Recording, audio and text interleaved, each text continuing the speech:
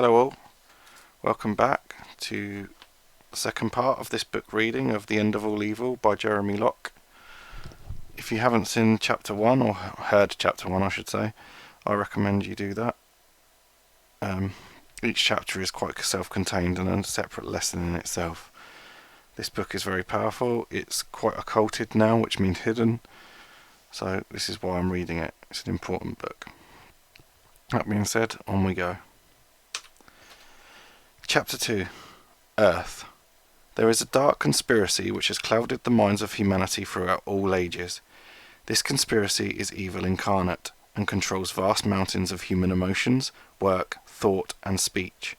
It has been responsible for the deaths of hundreds upon hundreds of millions, and the slavery of nearly every being who has ever lived. If you can accept a single principle, that you have infinite worth, then this book will give you the vision necessary to see the world as it truly is. To know once and for all that this dark conspiracy is not strong, but weak, that evil is not growing, but dying. Principle versus law. To understand how evil controls people, it is necessary to understand the difference between principle and law. A principle is a truth that creates freedom, a law is a lie that creates slavery. Principles describe reality. They are knowledge that help you to make use of your world. Because of your intelligence, you recognize principles in everything you do. Every true thing you learn is a principle. The movements of your hands, which foods taste good, mathematics, and empathy for a friend are all based on principles. Laws are artificial ideas created by evil men to restrict the thinking and understanding of people. Laws mask themselves in authority so that they can impersonate principles. When people mistake law for principle, their freedom is restricted. When people mistake truth for the ideas of authority, their abilities and their wisdom are diminished. This is the purpose of law. An example of a principle can be found in thermodynamics. A liquid is cooler than a gas. This is a principle. Because this is a principle, it does not restrict us, but enables us. Using this principle, we can condense and expand a substance between gas and liquid to create refrigeration. With this principle, we have more understanding and more power. Principles are truths that create freedom. An example of a law can be found in the culture of royalty. A commoner owes homage to the king. This is a law. Because this is a law, it destroys freedom and enslaves. Under this law, a person must neglect usage of their minds, their speech, and their actions. They must believe that they are worth less than the king. Notice that unlike principle, there is no truth in law. It is entirely possible to disrespect the king, and therefore to break the law. Law must be enforced, because there is no truth in it. A law destroys freedom because it is a lie. A principle, however, creates freedom because it is knowledge. That which destroys freedom is evil. Simplicity. The world is simpler than it pretends. Complexities are found in every aspect of our cultures, politics and economies. Every day people are introduced to new ideas, new spin, new views, or a new symptom of our world. Many of these ideas are perversions of principle designed to engineer specific reactions from people. Evil societies invent ideas to destroy the free thinking of people. Some of history's names for these ideas have been socialism, fascism, racism, communism, democracy, class warfare, political correctness, propriety, decency, royalty, and terrorism. All of these ideas are created for exactly the same purpose. They are all vehicles to confuse the minds of the victims of slavery. They are all evil. You are capable of understanding everything in the world around you. Your intelligence is not limited. Distortions and complexities are introduced into your understanding so that evil men can control you. Evil wants you to believe that you are incapable of understanding your own world. When you understand the magnitude of your own worth, evil will fail. There are two principles relevant to understanding the concept of intelligence. The first is simplicity. The principle of simplicity states that intelligence recognizes truth. When any truth is presented in pure form, all people are capable of understanding it. There is no truth that you cannot learn. This is the principle of simplicity, that intelligence recognizes truth. The second principle is the principle of obfuscation. Obfuscation is the distortion of principle. Obfuscation is the creation of false ideas in order to hide truth. Sometimes this is simply adding ideas on top of truth to disguise the nature of the original truth. Even ideas that seem entirely appropriate can be used to bury simple truths. Obfuscation is used by evil to confuse the minds of people. Obfuscation distorts principles so that people will be unable to learn. Evil uses obfuscation so that you will be unable to gain wisdom. It does this to limit your freedom. Culture knows that people will discover fewer truths if they are focused on artificial complexities. As children grow, they learn that seemingly complex ideas are actually basic and simple principles.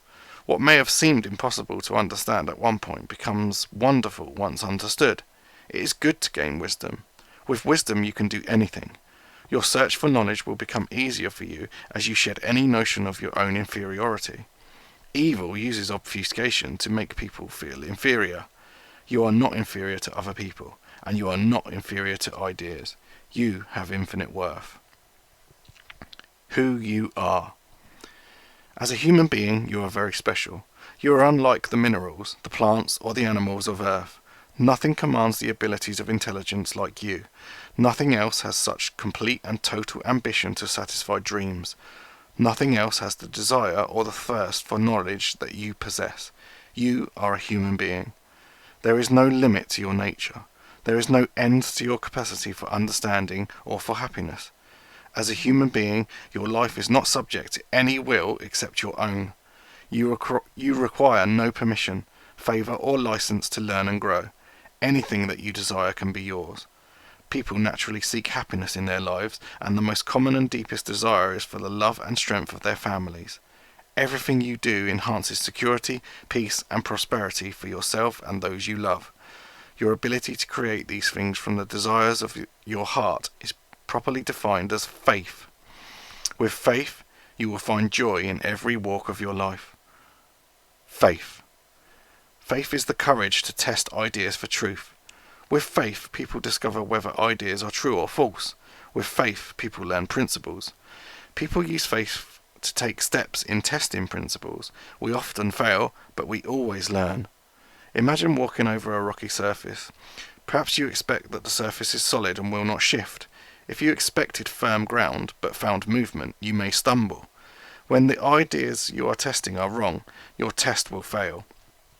Your intelligence helps you to adjust your thinking to better understand the principles of walking.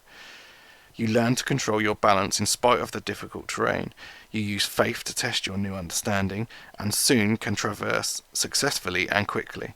You are mastering principles. Anytime human beings put principles into action, they will feel power, excitement, and joy. The realization of intelligence is what people seek. Some examples are a little child proudly showing his parents that he has learned to tie his shoes, or a student mastering an understanding of mathematics, or a husband and wife resolving an argument. These are the discovery of principles by the test of faith. The application of faith to principle brings wisdom. Freedom is necessary. The destruction of freedom prevents people from using faith. It prevents people from testing their understanding of principles. When we are not free to take steps, we cannot learn and we cannot grow. Love, prosperity, and knowledge are all things that are only possible with freedom. Freedom brings everything good. As a human being, the degree of freedom that you require is infinite. Freedom is the infinite value of the human being. If evil destroys freedom in any area of your life, it can limit your wisdom, your love, and your joy. Danger. There are people who would destroy your freedom. They want to control you so that you cannot become the person you want to be. In order to control you, they use force to take away the liberty that you were born with. You must never underestimate the prowess or cruelty of evil people. Evil will confiscate money, destroy virtue, and spill blood. Most people are not evil. Most people try to create, not to destroy. However, evil people do exist, and they are extremely dangerous. They are called authority. Authority. There is no authority on earth that can rightfully govern your life. born to this world. You and you alone control your eyes, your ears, your tongue, your hands, and your mind. All authority which claims to be able to dispose of you and your abilities is deceit. You were born to this world so that you might have the free agency of life. Life is liberty. With liberty and faith in this world, you can learn and do anything. Anyone who tells you that you must yield your mind, your body, or your possessions to authority is evil. Understand that choices made of your own free will are not evil. There is nothing wrong with sacrifice if it is made willingly, but sacrifice without choice is not sacrifice, it is slavery. Authority always places demands on people by force. Authority never asks permission. Obscured. The simplest authorities are common thieves. They use extortion or stealth to confiscate things that you value. They can steal money, virtue through rape, or life through murder. By their actions, they are teaching you that your worth is inferior to theirs. The tools of their authority is violence. There are other, far more powerful authorities in your everyday life. They are dramatically more dangerous, more profitable, and more subtle. They teach you through distorted ideas that you are not capable of worthy of living free. Authorities teach that other people can manage your life better than you can.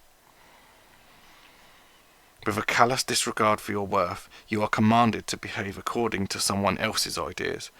The height of the danger can be seen in the extent to which these commands are commonly accepted as good. We know them as culture. You will find such subterfuge everywhere you have a value in your life. If something is valuable to you, you can be sure that someone somewhere is willing to take it from you. While they bear the same evil as the common thief, the methods of sophisticated culture are normally much, much more powerful. Evil. Evil is the destruction of freedom. It cannot be stated more simply. Everywhere you look, you will find obfuscation of evil.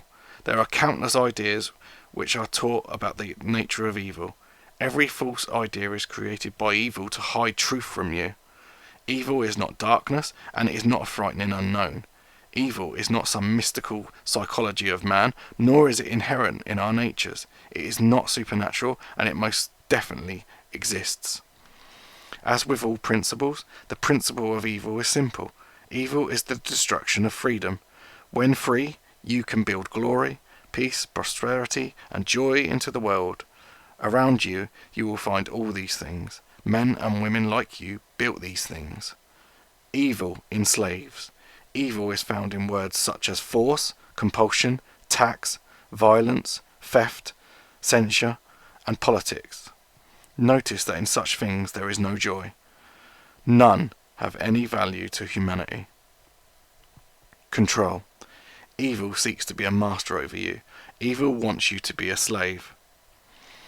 What we consider as real slavery is indeed only one form of slavery. The African slaves in the United States were compelled to work and toil for other people's benefit. Their lives were mostly controlled for the benefit of the master, but they had some very limited freedoms. Some were able to create distinct traditions and maintain families. They did their best to build joy into their lives despite the tyranny wrought upon them. Because they were in control of portions of their lives, were they free? How much freedom does a person deserve? How much freedom can be destroyed before we recognize that it is evil? Slavery is not a concept of totality. Slavery exists wherever the freedom of man is destroyed. Theft and bullying are slavery. In history, African natives, Jews, and many others have experienced lifelong slavery. The ultimate slavery is murder. Slavery stops people from being able to make choices for their own lives. Everything that restricts your mind, your movements, and your speech is evil. Slavery is found in both the partial and complete destruction of freedom. Evil compels you to behave in manners that do not benefit you or those you love. Culture and law exercise overwhelming force in the name of propriety and public good. They destroy freedom and put human lives under other people's control. That concludes chapter 2. Lots to stew over there in your mind, lots to think about. And I would say that all of that is powerful, powerful knowledge. Alright guys, See you on chapter 3. Take care.